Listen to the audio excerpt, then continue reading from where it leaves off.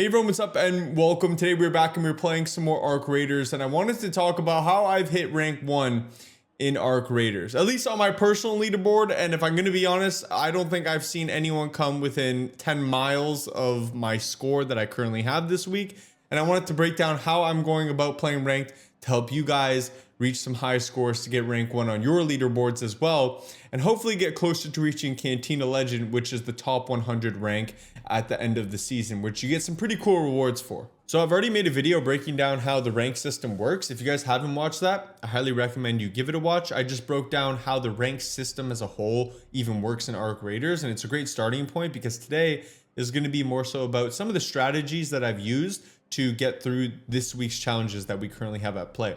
I think I'd like to do this for future videos as well, maybe next week when we get a new set of challenges, because new challenges will require new strategies. So let me know if you guys would like to see that down in the comment section. But the reason why I really wanted to make this video today is because I've cranked out some pretty ridiculous scores in the ranked trials. You can see here I'm sitting at a score of 75,417. By the way, we get a new event tomorrow, and I think I'm going to be redoing this score. So I might even be able to crack 80,000. I'm not joking, but I'll move my face cam on my leaderboard.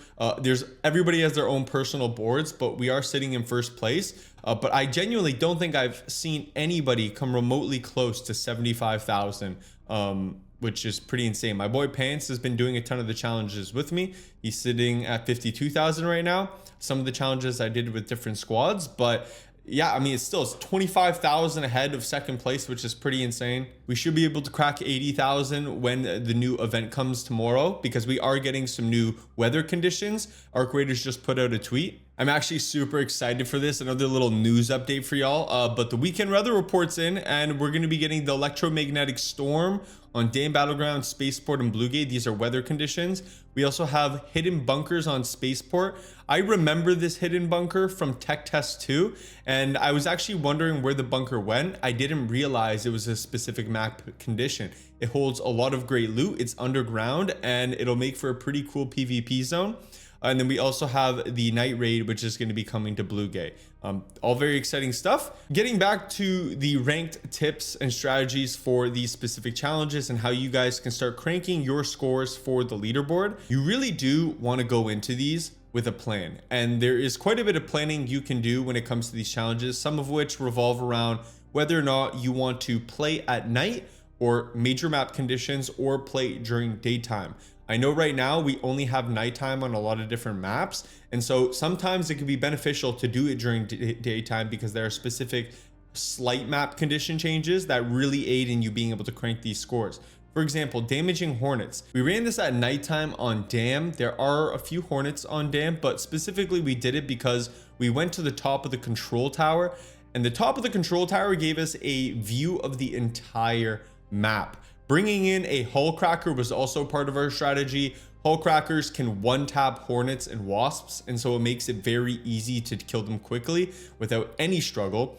We also carried a second weapon to shoot at any hornets we could see anywhere on the map. They're very aggressive, and if you shoot at them a couple of times, they'll fly all the way to you on the top of the control tower.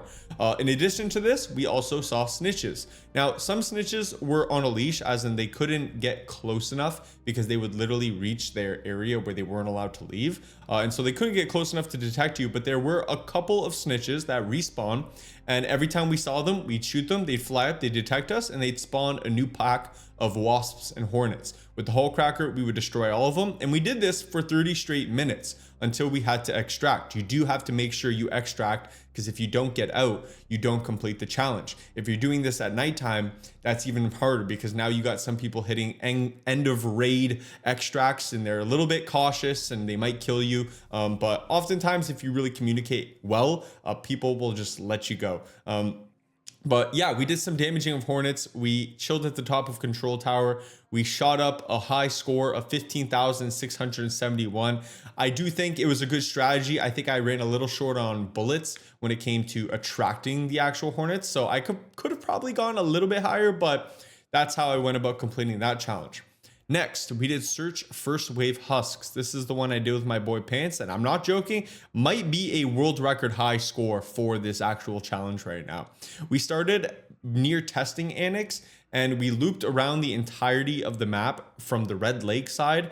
My boy Pan suggested we did it from the Red Lake side first, so that we let all the aggression and first wave of fights happen on the hydroponic dome side, kind of clear out that whole map. It cleared out, they PvP'd it out, some of them extracted, and around halfway through the raid, 15 minutes in, that's when we finished looting all the husks on the lakeside and made our way back down the swamp side. And we finished with a score of 24,400. We probably opened every husk on the entire map, given a few exceptions probably. So that's how we went about completing that one. I do really like doing first wave husk challenges on Dam. Spaceport also has a decent amount of husks and has a husk graveyard on the desert side. But I do think that the best map for husks, at least from my experience so far, has been Dam. And there is a specific event called Electrified Husks. This score was not cracked during the 2-time score multiplier at nighttime. This was a daytime score. So yeah, get that Electrified Husk challenge. There will be tons of husks everywhere, and you can crank that. Now, searching supply drops. This one drove me crazy. We ran around Dam. We ran to every single supply drop spawn, impossible spawn that these things could have ended up on, and Dam was extremely frustrating.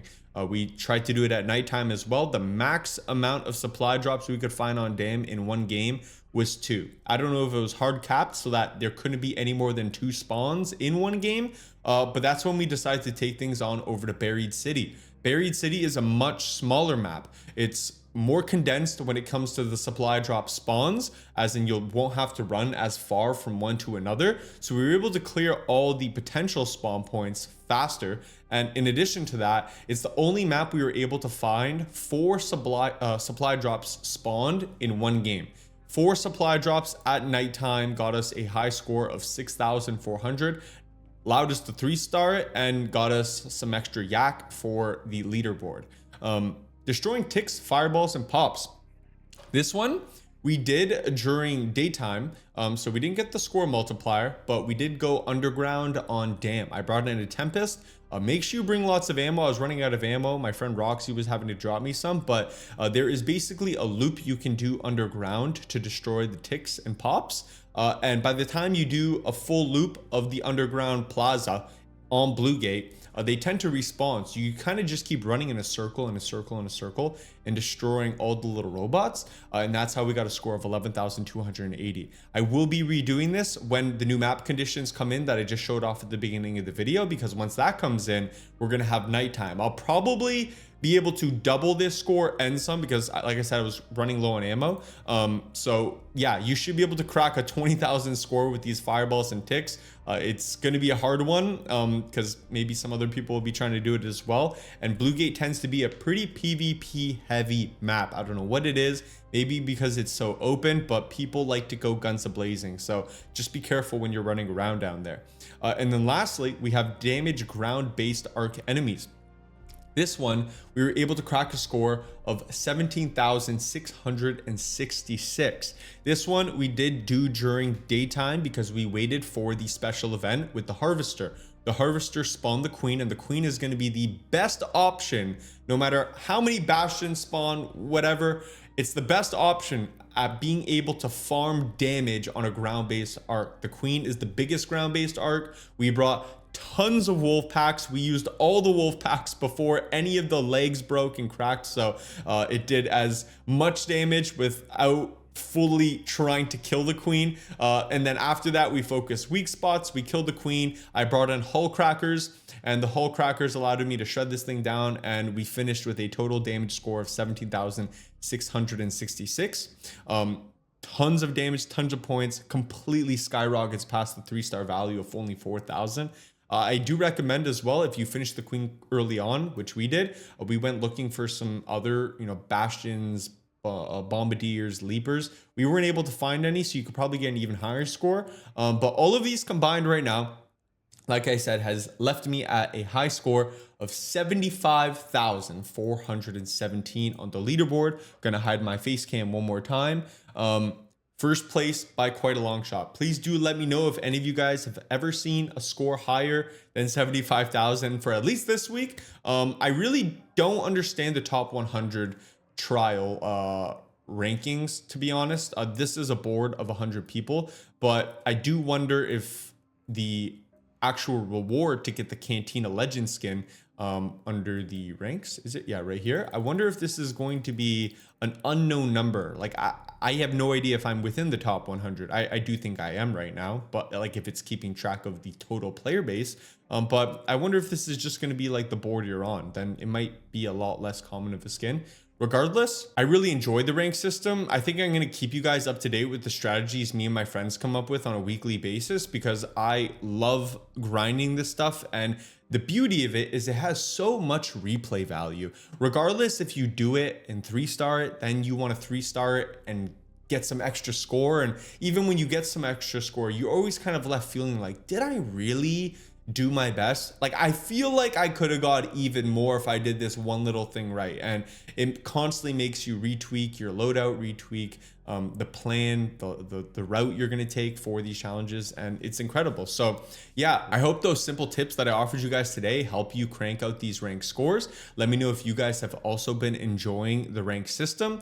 We've been playing tons. I have 120 hours logged into the game right now. I know it is completely degenerate behavior, but ranked has definitely been one of my favorite things to do. We do have our skill tree almost fully unlocked. I do have, I think, 5 more points to allocate, which I think I'm going to put into some gentle pressure and proficient prying into my green tree. But if you guys did want to look at my finalized skill tree, this is around what it's looking like. I am on currently my page 2 of trials, sorry, page 1 of trials, almost on page 2 once I get 3 more cooling fans, which I'll go looking for today on my Twitch live stream. If you guys want to watch me, I do stream every single day, sometimes days at a time on my Twitch. If you guys want to watch me, links in the description under the follow me tab. And lastly, I did kill the queen yesterday for the first time, and I was able to get my hands on some pretty cool blueprints. I got the Jupiter and the equalizer. I'm not able to craft these, and I do also have some blueprints for an extra Jupiter and equalizer. I've been asking my chat if anybody wanted them, and so I'm thinking about giving them away.